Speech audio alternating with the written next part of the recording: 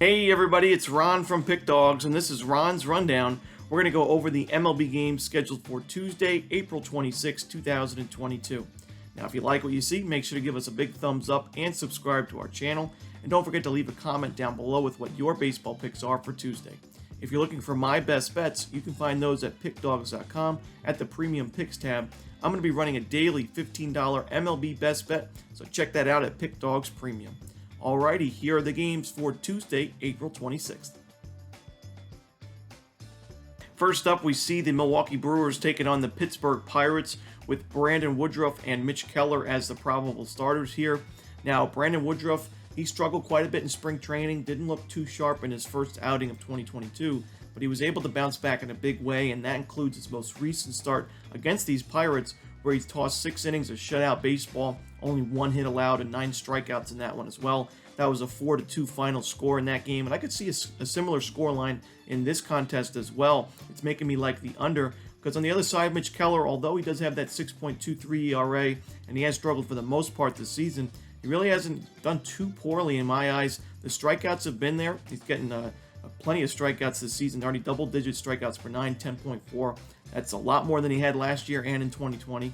The walks, it's something that he's been working on his entire career in the majors, but on 3.5 walks per 9, it's an improvement from last year and the year before. So, he's getting better, and the 3.93 FIP tells me he's on the right track. He's not going to be an ace right now for this Pirates rotation, but I don't think he needs to be. And the Brewers, for the most part, have struggled against right-handed pitching this season. They're ranked 19th right now in baseball in team OPS against righties.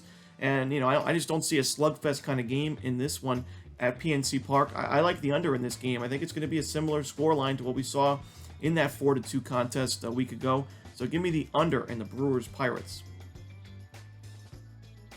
Next up, we have the San Diego Padres taking on the Cincinnati Reds with Joe Musgrove and Raver Sanmartin on the mound for this contest.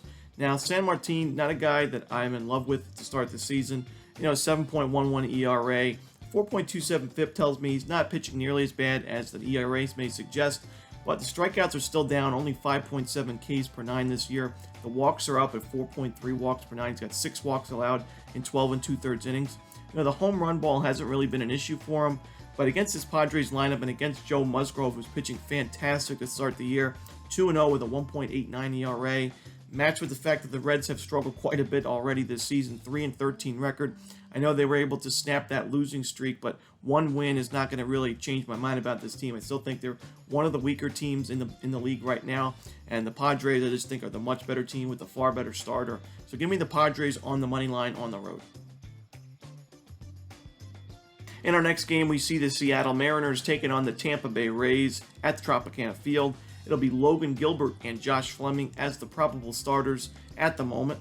And Logan Gilbert going into this one 2-0 with a .54 ERA. He has really impressed so far this season. The only thing that concerns me in this start is the fact, A, he struggled against this Rays lineup last season. Both outings, he really could not get it done against the Rays. And the second part is that his strikeout numbers are down this season. Although, he's having a good start, he's not missing as many bats as he did last year. So far, he hasn't had to pay the price, but against a Tampa Bay team that's had success against him in the past, I do worry about him on the road as well. Josh Fleming on the other side, sure, he has a 5.4 ERA, but I don't think that number tells the full story of how he's pitching. 13 strikeouts and 10 innings of work. He's only given up 1 home run, only allowed 2 walks. I think we're going to see him start to pitch a lot better in terms of his ERA shrinking a bit. And, I think the Rays at home, I think we're going to get a good price with Tampa Bay. So I'm going to take the Rays on the money line here. I like the way they're playing right now. I think they did a good job against the Red Sox in that big rivalry series. So give me Tampa Bay at home, a place where they play pretty well. I'll take them on the money line. Next up, we have the Colorado Rockies taking on the Philadelphia Phillies with German Marquez and Zach Eflin as the projected starters. Now, both of these starters, I think, are struggling quite a bit to start the season in different ways. Eflin giving up a good amount of base runners, 1.463 whip this year, 11.2 hits per 9. The strikeouts have been there. He's limited walks and homers, but when you're putting a lot of guys on base, you're going to run into issues, and that's why he has a 5+ ERA this season. German Marquez on the other side hasn't necessarily been the base hits, but it's been the home runs. He's given up a ton of homers this year, 4 home runs in his first 3 outings. That gives him a 5.10 FIP, and normally that would worry me for a starting pitcher, But with a guy like Marquez that's been around the block and has pitched all 3 of his first starts at a very hitter-friendly park at Coors Field, I'm not necessarily worried about him going forward. We saw in spring training he was really strong, 11 and 2/3 innings, 18 strikeouts, 2.31 ERA.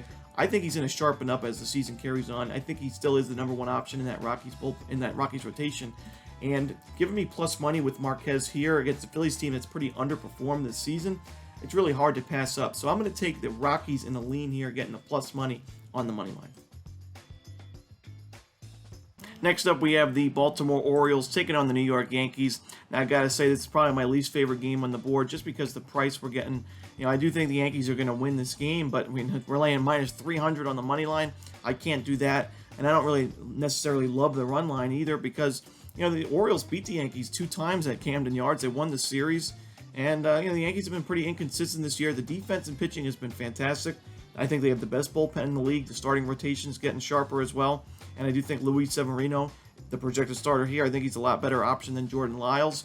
But like I said, the price just, laying the run line and still having to lay odds as well. Not what I like to try to do in baseball. So I'll lean towards the Yankees on the run line. Maybe throw them in a couple parlays as well. But not a game I'm rushing to bet. In our next game, we see the Miami Marlins taking on the Washington Nationals with Sandy Alcantara and Josiah Gray as the projected starters. I think right now these are 2 teams that are in completely different directions. When you look at the Marlins and how well they competed on the road as dogs against the Braves in a few games, they were getting plus 140, 150. It was very impressive to see them take 2 games in that series. While on the other side, the Nationals didn't even look like they competed whatsoever against the Giants in their most recent series. Josiah Gray, for the most part, is impressed me this season. 2-1 with a 3.14 ERA. He's looking like the prospect that we thought he could be, and he's coming off a really strong start against the Diamondbacks, 8 strikeouts in 5 1/3 innings. But the Nationals' bats have really gone sour, and the bullpen has not been sharp either. We saw the Giants really take advantage of that Nationals bullpen this past series, and with the way the Marlins are playing, I just got to take Miami here. The price isn't the best on the road, but I think Alcantara is the better starter, and the Marlins lineup is stronger as well, and the bullpen's even better. So give me the Marlins on the road. I think this could be a one-sided series. Next up, we have the Boston Red Sox taking on the Toronto Blue Jays with Nick Pivetta and Kevin Gausman as the projected starters here. Now, Nick Pivetta has really struggled for this Red Sox team this season, 0-3 with an ERA above 10. The walks have been an issue. He's given up 4 home runs in his first 3 outings. He hasn't been able to pitch 6 innings at all this season. And in his last start against these Blue Jays, he gave up 7 hits, 5 earned runs, a homer, and 4 walks, and only 4 innings of work in a 6-1 Red Sox loss.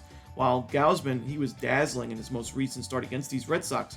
7 hits allowed. That's normal for Gausman. He does give up a good amount of base hits, but 8 strikeouts, no home runs, no walks, and only 1 earned run in a 3-2 Blue Jays W. So Gausman, I think, is a far better option on the mound. I think the Blue Jays lineup is stronger as well, and at home, I gotta lay the run line with the Blue Jays in this one. In our next game, we see the Kansas City Royals taking on the Chicago White Sox with 2 lefties on the mound here with Daniel Lynch and Dallas Keuchel. Now, Dallas Keuchel, we know what happened to him in his last start. Not all of it was his fault. His defense did him no favors in that start. But he still gave up 10 hits, 10 runs, 7 earned runs, a homer, in only 1 inning of work against the Guardians last time out. And he's a guy that I worried about going into the season. He's virtually no strikeouts to his game whatsoever, and he had none in that start last time. A 2.83 whip, 15 ERA. I worry about him really in any start he's playing. He's getting a little bit of a break facing a Royals team that doesn't really hit lefties too well. But on the other side, Daniel Lynch, another lefty, 5.4 ERA this year. He's given up 3 homers in his first 10 innings of work.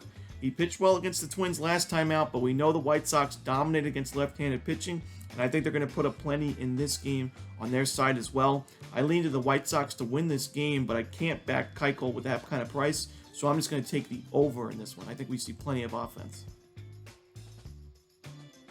Next up, we have the Chicago Cubs taking on the Atlanta Braves with Marcus Stroman and Max Fried as the projected starters here. Now, the Braves, I'm not too concerned about their losing record this year. 7-10 on the year, 4-6 at home. This is a team that's notoriously a slow starting team, and Max Fried, a guy who's also a pretty slow starter himself, but After his weak start in the beginning of the year, he improved quite a bit in his next start, and then he was outstanding in his most recent outing against the Dodgers. 7 shutout innings against this Los Angeles Dodgers lineup, 8 strikeouts, only 2 hits allowed, and no walks allowed. He is looking, he's looking better and better each time he hits the mound, and I think he has a strong performance in this one. While on the other side, Marcus Stroman hasn't shown me anything that makes me want to back him here. With his new club, he's 0-2 with an 8.78 ERA, a 1.65 WHIP, and in all 3 starts that he's made with the Cubs have lost all 3 of those games outright. I think they lose this game outright as well, and I'll lay the run line with the Braves at home. Next up, we have the Detroit Tigers taking on the Minnesota Twins with Eduardo Rodriguez and Chris Paddack on the bump here. Now, I'm not impressed with either of these starters so far this year, both of them with ERAs above 5, but I do think the Twins are in far better form, and I think at home they're the better play in my opinion. The offense has come to life as of late. They did a good job against the White Sox. Now they're taking over the AL Central Division lead after really the first few games. It looked like, this Twins team could be headed to where they were last year. But now they've won 4 straight going into this series, and all 4 were against division teams. And I think they're going to be able to get to Eduardo Rodriguez. We've seen Byron Buxton put up unbelievable numbers. He was injured for a little bit. He's come back and he's ready. 6 homers, 11 RBIs. Luis Arraez hitting over 350 this season as well. The top of this lineup is deadly, and I think they can get to Rodriguez early and often. Give me the Twins on the money line here. I think they win another one. Next up, we have the New York Mets taking on the St. Louis Cardinals with Chris Bassett and Jordan Hicks on the mound for this one. Now, this is going to be a national television game on TBS, and this should be a really close game. It's really just splitting hairs with these two teams. They're off to good starts of the year. Both starters have pitched well. Jordan Hicks is not going to go very deep in this game, as he's going to be just more of an opener here, but he's pitched really well in the limited innings that we've seen him in, and I think runs are going to be hard to come by, but if I had to take a side, I'd lean towards the Cardinals. We did see Chris Bassett struggle quite a bit last time out. 6 innings, 8 hits, 5 earned runs, a home run allowed against the Giants. In his first 2 starts, he was fantastic, but they were also against teams like the Nationals and Diamondbacks. Not as strong a lineup as the Cardinals or Giants, and I do think the Cardinals may be able to get to him in this one. So I'm going to take a shot with the Cardinals. Not a game I love whatsoever. More of a game I want to watch just in terms of baseball fandom, but I'll take a lean on the Cardinals in this one. Next up, we have the Houston Astros taking on the Texas Rangers with Jake Odorizzi and Taylor Hearn on the mound here. Now, both starters have struggled quite a bit this season. Combined, they're 0-3 this year. Odorizzi a 9 ERA and a 2.56 WHIP. Taylor Hearn 7.59 ERA, 2.25 WHIP. Jake Odorizzi, like I mentioned in the last start that he pitched, the video that I did there, 5 strikeouts in 9 innings. His strikeout numbers have just been down and down and down. Since he was an all-star a couple of years ago, he was pitching really well for the Twins, but for some reason, those strikeout numbers went down, the velocity went down, the walks have gone up. He actually has more walks allowed than strikeouts. Taylor Hearn has also struggled. The strikeouts have been there, 14 Ks and 10 2/3. He's allowed 6 walks, 18 hits, 2 home runs. He was totally shelled in his last outing against the Mariners. Now, luckily, the Rangers bats were able to back him up in that one. They put up 6 runs in 5 innings to help him not get the loss in that game, but still, I can't back either of these starters here. I think we see plenty of runs scored on the board, so I'm going to take the over in the Astros-Rangers. Next up, we have the Cleveland Guardians taking on the Los Angeles Angels with Tristan McKenzie and Patrick Sandoval on the mound here. Now, Tristan McKenzie is a guy that's done well this season, 2.38 ERA, a 1.06 WHIP. We have seen him get into troubles at times. His first start of the year, or his first outing of the year, I should say, out of the bullpen, he gave up 2 earned runs in 3 innings of work with 2 walks. The walks have been an issue at times in his career, and that includes his most recent outing against the White Sox, where he did a good job in the first 4 innings, and then in the 5th inning, he could not find the strike zone. He really lost control of his pitches. He ended the day with 4 walks allowed, only 1 earned run allowed, so he didn't really get burnt by the White Sox. But if Terry Francona waited any longer, he could have really got hit hard in that one, or even if anybody makes contact, because he was missing the zone completely. Patrick Sandoval on the other side, a guy I've been optimistic about going into the year. He's done a really good job this year, hasn't given up a single earned run. And against the Guardians lineup that's done a lot better against right-handed pitching than they have lefties. And I think Sandoval delivers yet again. He's got 11 Ks and 8 innings of work.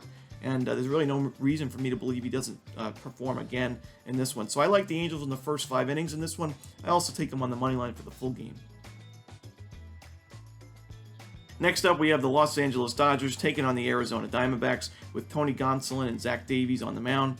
And I got to take the Dodgers on the run line here. I just think the Dodgers, one of the hotter lineups in baseball. I think they're going to do a good number on Zach Davies here, a guy that struggled and I haven't really been big on this year. 1-1, 5.02 ERA, a 1.33 WHIP.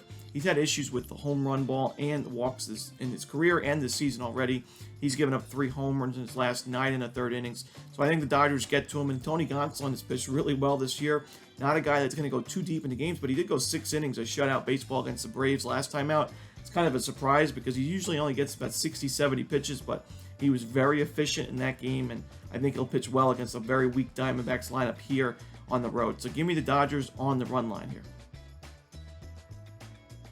In our final game of the night, we see the Oakland Athletics taking on the San Francisco Giants.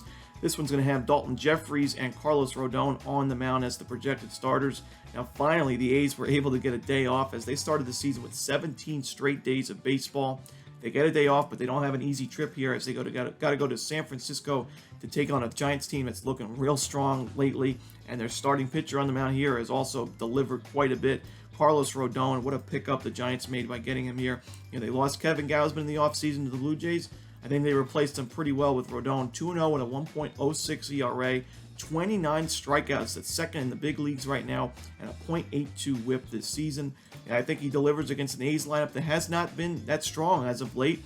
Against the Rangers, the offense was kind of quiet. In the last game, they were able to get the win, but it was only 2-0. Game before that, they were shut out 2-0. They only scored a run before that against the Rangers, and the Rangers have the weakest bullpen in baseball, in my opinion. So, I think the A's are in trouble in this series and in this game. I'm going to take the Giants on the run line at home. And that's it. Those are the games for Tuesday, April 26th. Hope you enjoyed this video. If you did, don't forget to smash that like button and subscribe to our channel. And don't forget to leave your baseball picks down in the comments section below. Again, if you're looking for my premium plays, you can find those at Pickdawgz Premium. As always, this is Ron Romanelli. Good luck.